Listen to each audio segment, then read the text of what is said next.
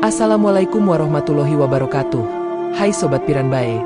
Alhamdulillah saya ucapkan terima kasih kepada para sahabat yang telah like, komentar dan juga subscribe ke channel kami.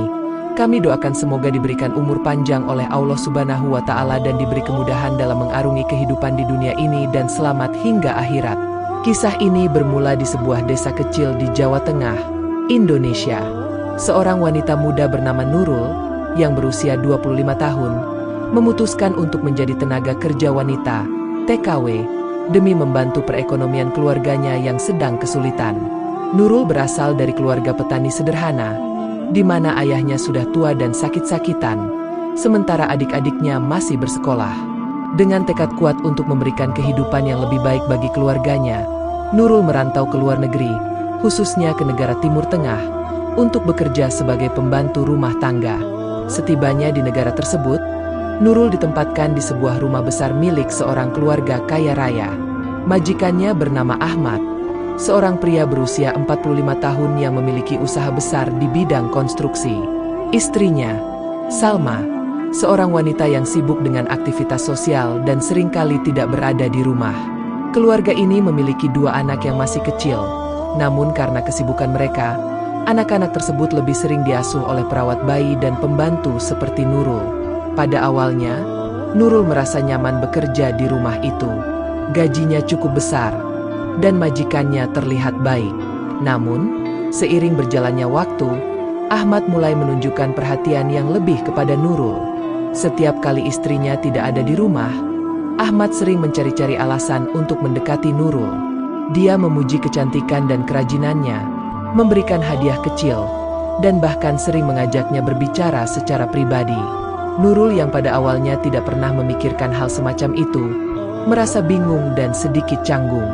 Baginya, Ahmad adalah majikan, dan tidak seharusnya ada hubungan di luar itu. Namun, Ahmad adalah pria yang pandai berbicara dan merayu. Perlahan-lahan, Nurul mulai merasa tersanjung dengan perhatian yang diberikan oleh Ahmad. Ditambah lagi, Nurul sering merasa kesepian di negeri asing ini. Tidak ada teman dekat, tidak ada keluarga, hanya majikannya yang terkadang memberikan perhatian lebih. Suatu malam, ketika Salma sedang pergi untuk menghadiri acara sosial di kota lain selama beberapa hari, Ahmad semakin berani mendekati Nurul. Malam itu, ketika anak-anak sudah tidur dan rumah terasa sepi, Ahmad mengajak Nurul untuk duduk bersama di ruang tamu. Mereka berbicara panjang lebar, dan Ahmad mulai mengungkapkan perasaannya. Dia mengaku bahwa pernikahannya dengan Salma sudah tidak bahagia, dan dia merasa terjebak dalam hubungan yang penuh kepura-puraan. Nurul, yang pada saat itu sudah mulai merasa terikat secara emosional dengan Ahmad, mendengarkan dengan penuh perhatian. Ahmad kemudian mendekatkan dirinya dan meraih tangan Nurul. Tanpa sadar, hubungan mereka berubah menjadi lebih dari sekadar majikan dan pembantu. Pada malam itu, mereka melanggar batas yang seharusnya tidak boleh dilanggar. Nurul, yang awalnya merasa bersalah, perlahan-lahan mulai terjebak dalam situasi yang rumit. Ahmad berjanji akan menjaga rahasia ini dan akan selalu melindungi Nurul. Waktu berlalu, dan hubungan terlarang antara Nurul dan Ahmad terus berlanjut. Meskipun mereka berusaha untuk merahasiakannya dari Salma, semakin sulit bagi Nurul untuk menyembunyikan perasaan dan situasinya. Hingga suatu hari, Nurul mulai merasakan perubahan dalam tubuhnya. Dia sering merasa mual di pagi hari dan merasakan kelelahan yang luar biasa. Setelah memeriksakan diri, Nurul mendapati dirinya hamil. Rasa takut dan panik segera menghantuinya. Bagaimana mungkin seorang pembantu rumah tangga hamil oleh majikannya? Apa yang akan dikatakan oleh keluarga Ahmad, terutama Salma? Nurul merasa dunia seakan runtuh. Dia mencoba untuk memberitahu Ahmad tentang kehamilannya. Ahmad, yang awalnya terkejut, berusaha untuk menenangkan Nurul. Dia berjanji akan mengurus semuanya dan mengatakan bahwa dia akan mendukung Nurul sepenuhnya. Namun, di balik kata-kata manis itu, Ahmad merasa tertekan. Dia tahu bahwa jika rahasia ini terbongkar, hidupnya akan hancur. Istrinya, Salma, pasti akan menceraikannya, dan reputasinya sebagai pengusaha terhormat akan rusak. Beberapa minggu kemudian, Salma mulai curiga dengan perubahan sikap Nurul. Dia memperhatikan bahwa Nurul seringkali tampak lesu dan jarang bersosialisasi dengan pembantu lain. Suatu hari, Salma memutuskan untuk memeriksa kamar Nurul secara diam-diam. Di dalam lemari, Salma menemukan hasil pemeriksaan kehamilan yang menunjukkan bahwa Nurul hamil. Marah dan bingung, Salma langsung menghadapi Nurul dan menuntut penjelasan. Nurul tidak bisa lagi berbohong. Dengan air mata yang bercucuran, dia mengakui bahwa dia hamil dan bahwa Ahmad adalah ayah dari bayi yang dikandungnya. Salma merasa dikhianati, tidak hanya oleh suaminya, tetapi juga oleh Nurul yang selama ini dia anggap sebagai pekerja yang dapat dipercaya. Tanpa pikir panjang, Salma langsung mengusir Nurul dari rumah mereka. Dia juga mengancam akan melaporkan hal ini kepada pihak berwenang. Nurul yang hancur hati dan tanpa tempat tujuan, pergi meninggalkan rumah itu dengan perasaan bersalah yang mendalam. Dia tidak tahu harus pergi kemana, karena di negeri asing ini dia tidak memiliki siapapun yang bisa menolongnya. Ahmad, yang awalnya berjanji akan melindunginya, tidak lagi bisa dihubungi. Nurul merasa sendirian dan terlantar. Kehamilannya semakin besar, dan dia harus mencari cara untuk bertahan hidup. Di tengah kesedihannya, Nurul akhirnya menemukan perlindungan di sebuah komunitas tenaga kerja Indonesia yang tinggal di daerah tersebut. Mereka yang mendengar kisahnya merasa iba dan membantu Nurul sebisa mungkin. Namun, masa depan Nurul tetap penuh ketidakpastian. Dia tidak bisa kembali ke Indonesia dalam kondisi seperti ini, dan dia juga tidak mungkin melahirkan anak di negeri orang tanpa dukungan dari Ahmad. Waktu terus berlalu, dan pada akhirnya, Nurul melahirkan seorang bayi laki-laki. Dia menamai anak itu Rizky, berharap bahwa meskipun dalam keadaan sulit, anaknya akan tetap diberkahi dengan kehidupan yang lebih baik. Namun, di dalam hatinya, Nurul masih menyimpan rasa sakit dan penyesalan yang mendalam. Dia telah terjebak dalam hubungan yang salah, dan kini dia harus menanggung akibatnya sendirian. Di sisi lain, Ahmad yang sudah tidak lagi berhubungan dengan Nurul, hidup dalam rasa bersalah. Salma telah menceraikannya setelah mengetahui perselingkuhannya, dan dia kehilangan banyak kepercayaan dari kolega dan teman-temannya. Ahmad sadar bahwa hidupnya tidak akan pernah sama lagi. Rahasia yang dia coba sembunyikan telah menghancurkan segala yang dia bangun. Sementara itu, Nurul memutuskan untuk tetap tinggal di negara itu, setidaknya sampai Rizky cukup besar untuk diajak pulang ke Indonesia. Dia berjuang keras demi anaknya, bekerja serabutan dan menerima bantuan dari teman-temannya. Meskipun hidupnya penuh tantangan, Nurul bertekad untuk memberikan yang terbaik bagi anaknya. Tahun demi tahun berlalu, dan Rizky tumbuh menjadi anak yang cerdas dan penuh kasih sayang. Setiap kali Nurul melihat senyuman anaknya, dia merasa ada sedikit harapan yang kembali. Dia mungkin telah membuat kesalahan besar di masa lalu, namun dari kesalahan itu, dia belajar banyak tentang kehidupan, cinta, dan tanggung jawab. Pada akhirnya, Nurul menyadari bahwa meskipun hidup tidak berjalan seperti yang dia harapkan, dia masih memiliki masa depan bersama anaknya. Mereka akan pulang ke Indonesia suatu hari nanti, dan di sana, dia berharap bisa memulai kehidupan yang baru, jauh dari bayang-bayang masa lalunya yang kelam. Waktu terus berlalu, dan Nurul mulai mengatur kehidupannya dengan lebih baik. Dia berhasil mendapatkan pekerjaan tetap di sebuah pabrik tekstil milik warga lokal. Meskipun gajinya tidak besar, pekerjaan itu cukup untuk memenuhi kebutuhan sehari-harinya dan anaknya, Rizky. Rizky yang semakin tumbuh besar menunjukkan kecerdasan luar biasa. Dia selalu menjadi anak yang ceria, dan hal itu memberi Nurul semangat untuk terus berjuang meski masa lalu masih menghantui pikirannya. Suatu hari, ketika Rizky berusia 5 tahun, Nurul merasa sudah cukup kuat untuk menghadapi kenyataan yang selama ini dia hindari.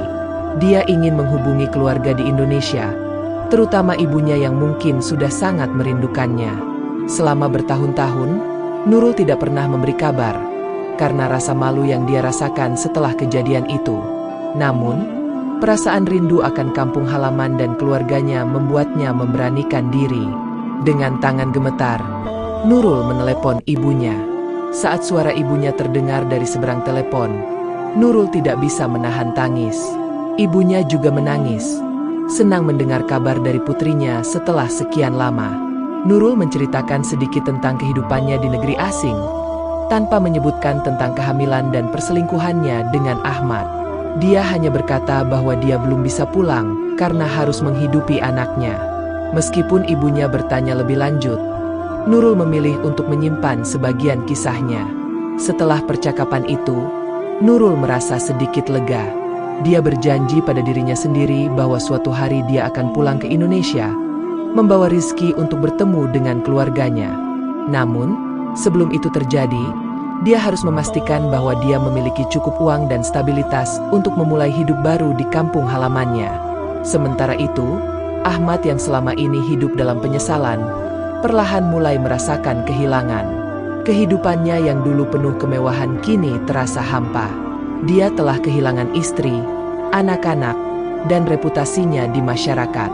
Meskipun dia masih memiliki bisnisnya, hidupnya terasa kosong tanpa keluarga. Dia seringkali memikirkan Nurul dan anaknya. Ahmad tahu bahwa dia memiliki tanggung jawab terhadap Rizky, namun rasa malu dan ketakutan membuatnya tidak berani menghubungi Nurul. Beberapa tahun kemudian, Ahmad akhirnya memutuskan untuk mencari Nurul.